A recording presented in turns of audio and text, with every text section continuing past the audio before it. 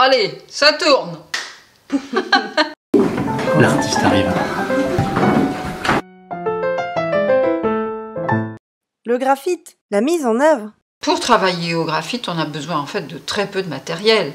C'est la technique qui est la meilleure marché, la plus simple qui soit. Une feuille de papier, un crayon HB, une gomme, et on peut faire des chefs-d'œuvre avec ça. Le crayon de base, celui qu'il faut que vous ayez et qui à lui-même est suffisant, c'est le crayon HB. En superposant les couches de HB, vous aurez des résultats magnifiques. Pour les parties les plus sombres, il suffit d'ajouter un peu de 2B par-dessus pour vraiment avoir des foncés qui vont contraster. Attention aux tons extrêmes qui sont difficiles à gérer. Au-dessus du 4H, les crayons sont très rêches, pas très agréables, donnent des traits très fins et accrochent le papier. Ça va donner des gris vraiment très clairs qui sera difficile de nuancer. Et par contre, au-dessus du 4B, c'est l'inverse, c'est-à-dire que les crayons sont très gras, très salissants, très noirs, et ça va donner des contrastes très forts. Donc ça, ce sont des crayons qu'il faut réserver à des ouvrages particuliers. Se limiter aux valeurs intermédiaires, c'est plus raisonnable. Naturellement, le résultat sera différent selon le grain du papier. Si vous travaillez sur un papier lisse, comme le Bristol, le travail à ce moment-là avec des crayons secs sera intéressant. Si vous travaillez avec des crayons gras, préférez un papier avec du grain qui va accrocher différemment la lumière. Le dessin préliminaire, il doit être très léger avec un crayon HB, tenu à 45 degrés, d'une main assez souple et sans appuyer. Quand on dessine léger, au début surtout, on peut facilement gommer et reprendre, parce que bien sûr on n'a pas le trait juste du premier coup. Si on aime les contours nets, eh ben, on peut reprendre le dessin avec un crayon 2B, qui va donner une belle forme générale. Si on n'aime pas les contours nets, dans ce cas-là, le dessin très léger qu'on a fait au départ va se fondre dans l'ombrage et on ne le verra plus. Quand on travaille au crayon, que ce soit le crayon graphite ou le crayon de couleur, il faut avoir des crayons très bien taillés. Si la mine n'est pas pointue, elle va glisser sur le haut des grains du papier et il y aura un aspect granuleux parce que le fond du grain va transparaître. Il ne faut pas appuyer trop fort.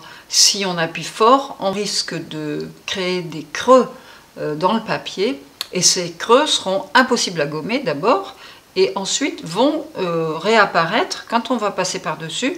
Ça va faire des lignes blanches qu'on ne pourra jamais enlever parce qu'elles seront incrustées dans le papier. On a 4 méthodes pour créer des nuances. On peut travailler avec des hachures et superposer les couches de hachures qui vont toujours dans le même sens pour foncer. On peut aussi faire ce qu'on appelle des contre-hachures, c'est-à-dire superposer des couches de hachures qui sont dans des directions contrariées. On peut aussi pratiquer l'estompage, soit avec le doigt, mais ça je ne le conseille pas parce que le gras, le sébum qui est sur la peau va un peu graisser la feuille. On peut estomper donc avec une estompe qui va unifier le dessin. Et on peut aussi travailler un ombrage continu en faisant des petits cercles aplatis, c'est-à-dire des ovales, en travaillant léger, en superposant les couches d'ovales. Ça permet d'avoir un travail vraiment doux et continu, sans marque de hachure sur le dessin. Donc pour éviter que les noirs soient granuleux, on peut brunir.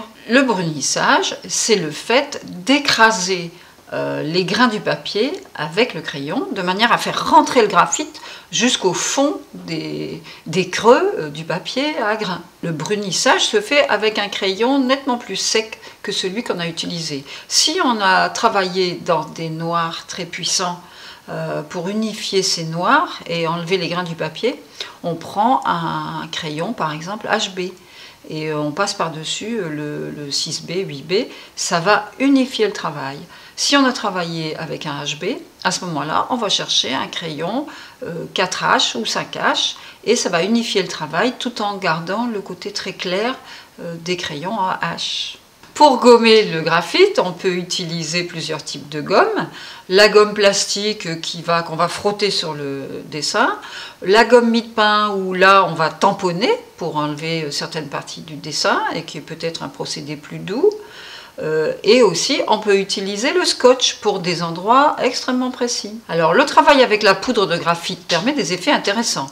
C'est-à-dire qu'on va mettre la poudre de graphite sur le papier et l'étaler avec un sopalin, un coton ou un chiffon, de manière à créer un fond gris un peu nuageux, et sur lequel on va pouvoir revenir avec le crayon et qu'on va pouvoir aussi enlever avec la gomme mie-de-pain. Donc c'est assez intéressant pour partir sur un fond qui ne soit pas blanc. La poudre de graphite se vend déjà prête dans des petits pots, mais il faut quand même mettre 15 €, donc si on en emploie pas beaucoup, c'est quand même une dépense. Par contre, on peut facilement la fabriquer en frottant une mine de graphite ou un galet de graphite sur un papier abrasif et en recueillant la poudre qu'on utilise de la même manière. Les conseils de Nani. Mes conseils pour aujourd'hui. Échauffez-vous comme un athlète avant de commencer votre dessin. Faites des mouvements d'assouplissement des doigts, du poignet, de manière à être en super forme. Apprivoisez votre crayon en faisant quelques lignes à 45 degrés, puis à 90 degrés, et quelques courbes pour justement vous familiariser avec votre outil. Le travail au graphite peut être salissant. Vous risquez de vous retrouver avec du graphite sur la tranche de la main. Faites attention à ne pas reporter du graphite sur le restant de la feuille. D'une manière générale, quand vous travaillez avec un crayon, essayez de mettre une feuille propre en dessous de votre main pour ne pas salir votre dessin.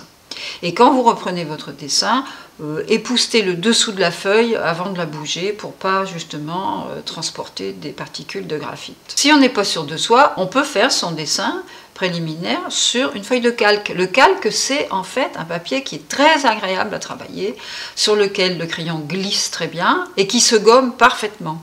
Quand on est satisfait de son esquisse, eh bien, on la reporte sur la feuille sur laquelle on va après travailler le dessin dans sa partie des ombrages. Quand on a transféré le dessin, il faut bien sûr le reprendre pour le préciser, parce que le transfert est toujours un peu maladroit. Ah!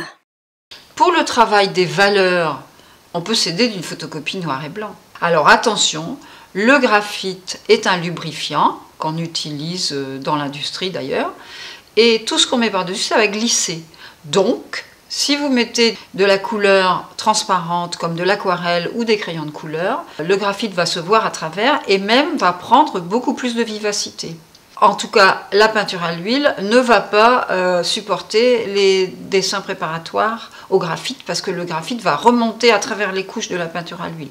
Pour les travaux à l'huile, préférez les techniques sèches comme le fusain ou les crayons pastels. Quand le dessin est terminé, c'est bien de le fixer avec un fixatif pour graphite ou pastel. Une bombe de fixatif, ça coûte à peu près 10 €. Et pour protéger votre dessin, rangez-le dans un carton à dessin recouvert d'une feuille de papier cristal que vous scotchez pour pas qu'elle bouge. Et maintenant, à vous de jouer.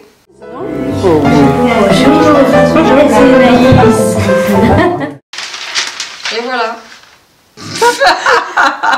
Regarde comment il est fixé.